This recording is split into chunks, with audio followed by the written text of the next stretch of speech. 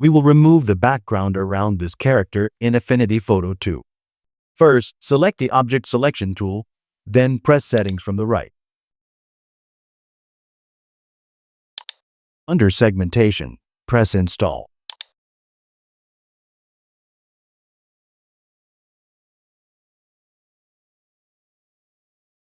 Now you can use the tool. Select it again and click the object in the image you want to leave intact.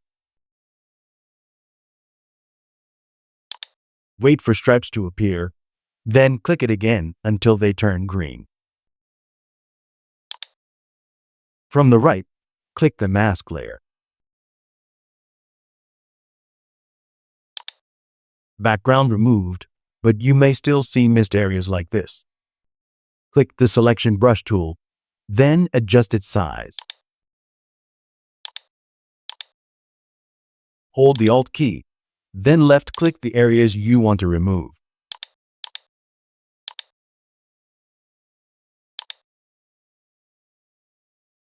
Press the mask layer again. All done. Please subscribe.